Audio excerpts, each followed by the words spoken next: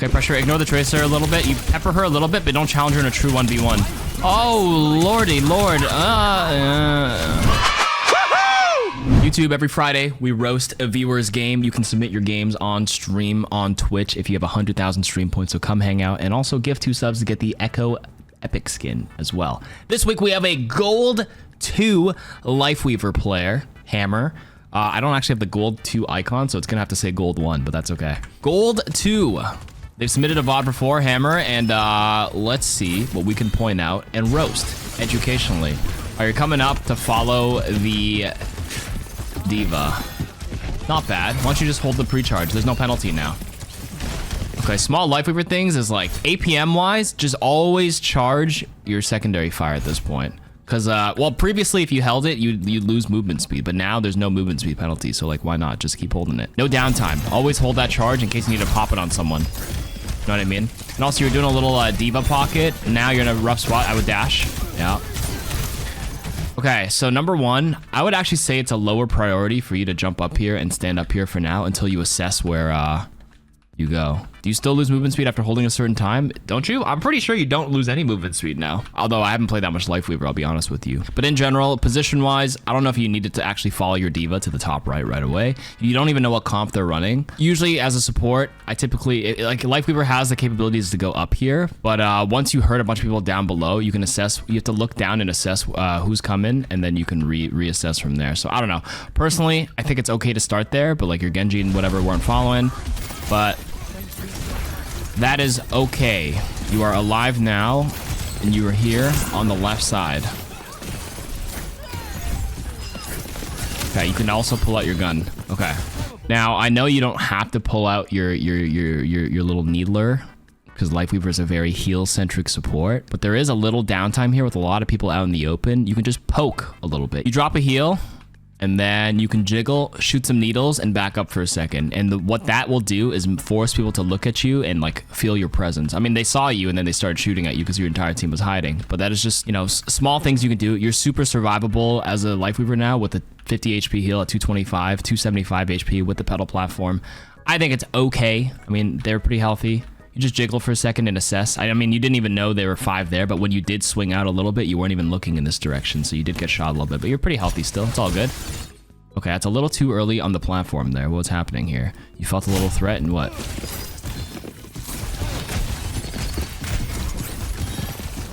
Okay. Okay.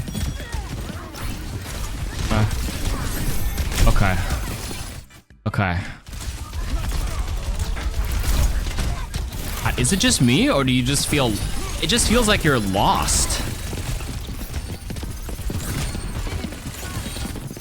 Right now, your job, top off people that are low, but like, when there's nothing happening, it feels like you're a little lost in the side. Platform yourself up, platform. Stay in the back here. Stay on the back part of the platform. Give them a harder angle to shoot when you're a little low there. Okay, in any other instance, you probably would have died.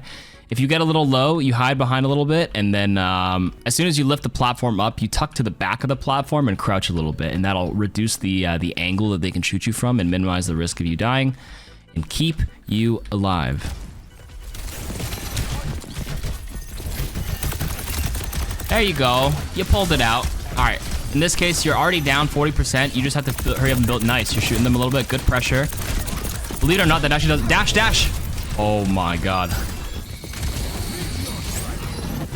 Okay. Good pull. You already lost mech. I would reset. Good thing you didn't burn tree there. I was gonna say, you lost your diva mech, and you have no other ultimates online. It's probably better to concede this fight. Oh, your diva's back in, but you don't have a KarQ. Actually, you can engage now. Oh my god, the bomb's coming out. Okay, go in with her. You can do a tempo tree if you need to, but you're pretty healthy. Just keep pressing W with them. Look for angles. Okay, pressure. Ignore the tracer a little bit. You pepper her a little bit, but don't challenge her in a true 1v1. Oh, lordy lord. Okay. It was a proactive tree, which is okay.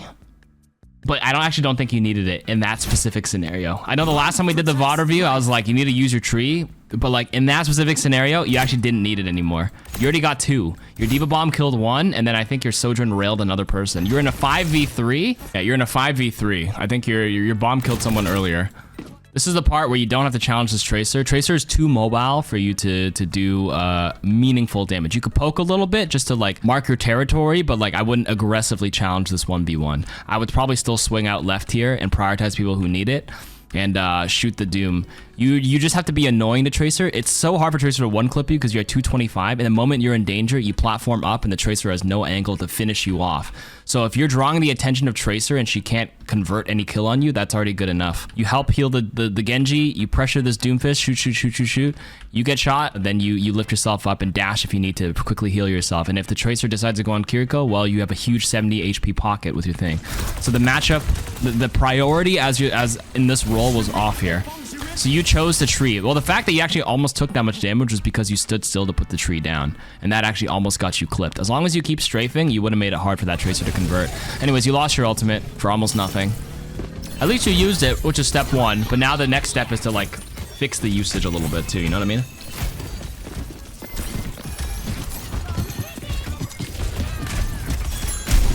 This angle sucks. You can go on top of the dildo right now. Okay, that's the top of the dildo. No, oh, you're bombed. You're about to get tired. Goodbye. Kill him.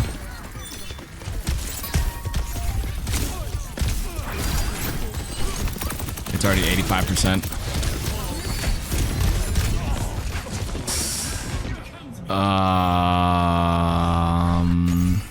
Yeah, that point's a wash. Oh, onto Brig now. So in hindsight, you did use your tree, but the timing there, you didn't have a tree for that next fight, and you kind of just got out-ulted. Okay, Anna, Brig. Now your job this time, you know how you were challenging the Tracer?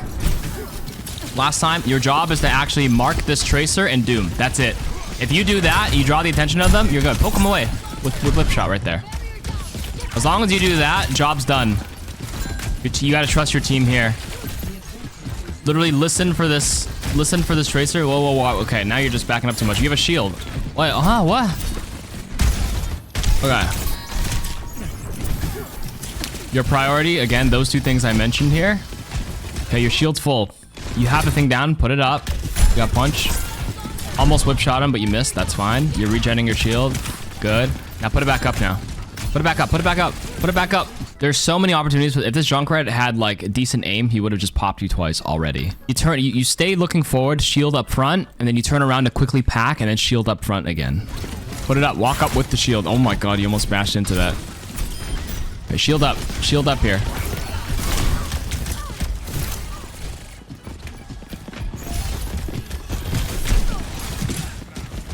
All right, shield up, 250 HP.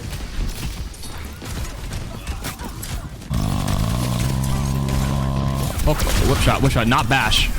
You would just save your bash for when Doom punches and knock them both down, but then in general you bash. And you use your bash to escape or to knock them down together. Shield it. Nice. Okay.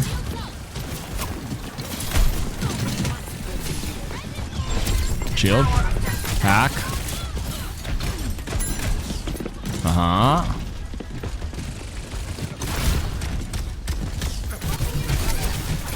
Okay, you got your Inspire passive. Okay, so instead of standing here and putting at the advantage of Junk to spam you, you could probably play a closer corner and get ready to swing a little bit.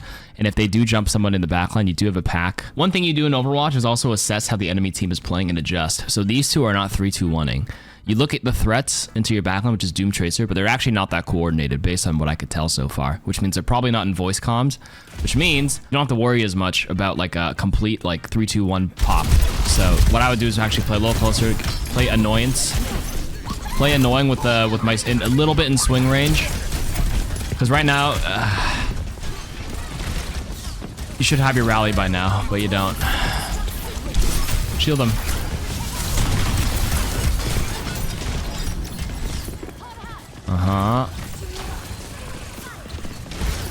Okay, pop rally. Just pop it. Pop it. Pop it. Pop it. Pop it. Pop it. Pop it. Pop it. Pop it. Pop it. Too late.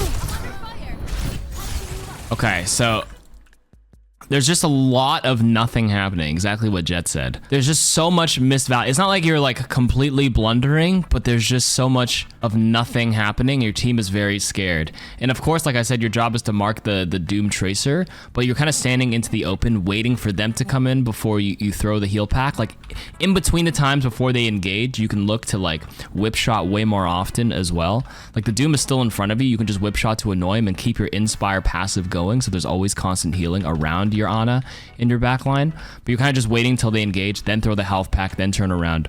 Like your whip shot's like a pretty short cooldown, and it's really buffed this season. It's like 80 damage instead of 70.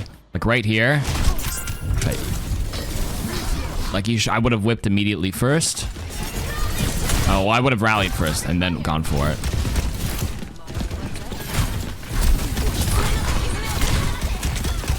Oh yeah. Whip him, whip him, whip him. Just whip him, just whip him. The cooldown is so fast. You did it 4 seconds. It's a 4-second 80 damage cooldown. It's actually pretty good. Whip. If Tracer gets whipped one time, she loses her engagement. She's down to 70 HP. She's gonna recall, or at least blink around and not fully commit anymore. Like, even if you miss, you still have to at least try to go for them here. Okay. You saw the Tracer. Okay, she's going away. Maybe you can look for the thing. Tracer dies. Turn back to the front. You're doing the little support thing where you're tunneled into somebody taking a little bit of HP. And you're going to swing to the left. Wait for them. You're still looking this way. And then you throw the pack. Eyes in the front. Turn around as needed. I like how you are looking around, but like you look around, but you're just staring at them instead of like refreshing the information. You can move forward now. Whip shot. Pack. Whip shot. Oh. Whip shot. Whip, whip, whip. You get your passive going. Shield up, shield up, shield up. Whip shot. Good. See, what do you look? You're 200 HP with the 250 shield. So you have this tendency that when you do something, you'd like to back up into this open space. Out of all the corners you can play, you play in the open here a lot. You go here and then you just back up right around here. See that Inspire range? What do you accomplish here? They're not actually going to dive you. They're going to dive somebody else. You want to stay a little bit closer to them or closer to the wall so that if they do like use their cover here, you at least get one swing over.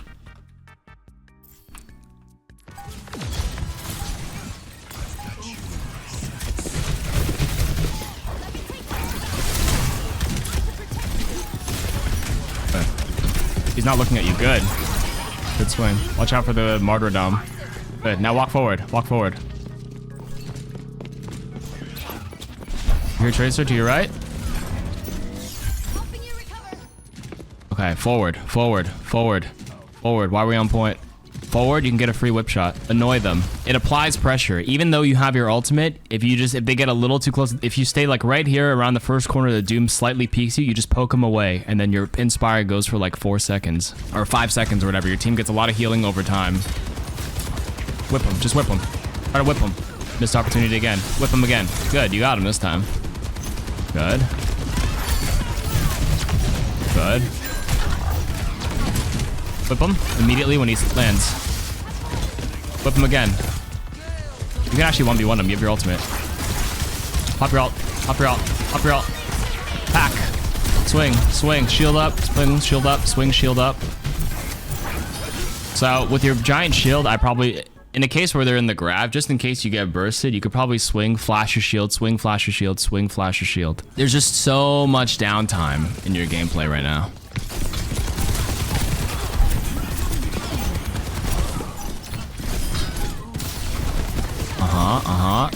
No fear here. Yep, it's just a Moira. There you go. Chase the soldier down here. Or I guess go to your left. I was going to go to the right because he was isolated, but, you know, I guess that works too. Okay. No fear at this point. You're just cleaning up. So your priority there was to heal, but I would have just completely kept swinging and keeping your Inspire up. All right, there's... This Brig gameplay needs a lot more refining. A lot more... committing to corners, using corners, or pretend you're like a tank player, right?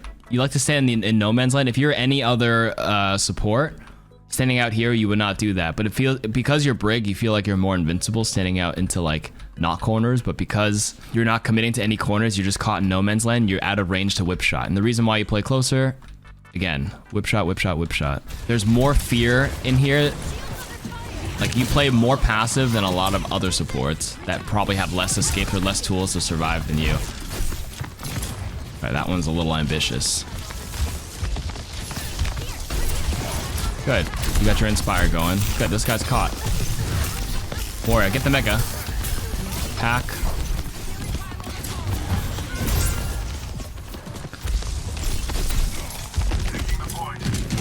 Good. Free value. Yeah, he's dead. That just go crazy on him. Good.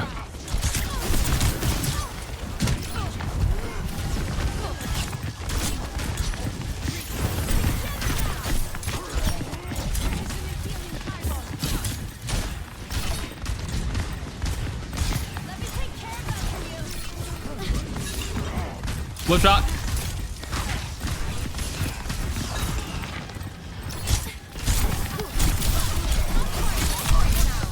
Oh my god. I would make fun of like the aim, but I remember you said you had like a hand like cramp or some sort of hand carpal tunnel or whatever the hell you said you had last time. So I won't roast you there. Rally. I would just rally. Play it safe. Oh my god, everyone's just running. The rally.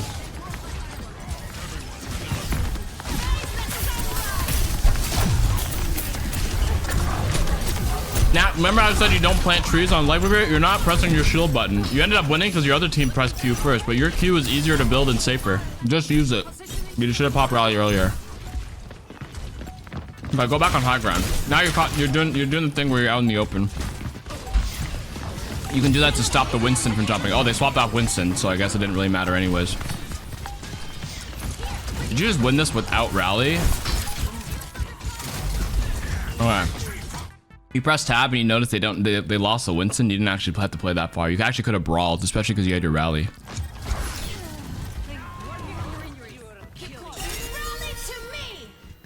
Wow.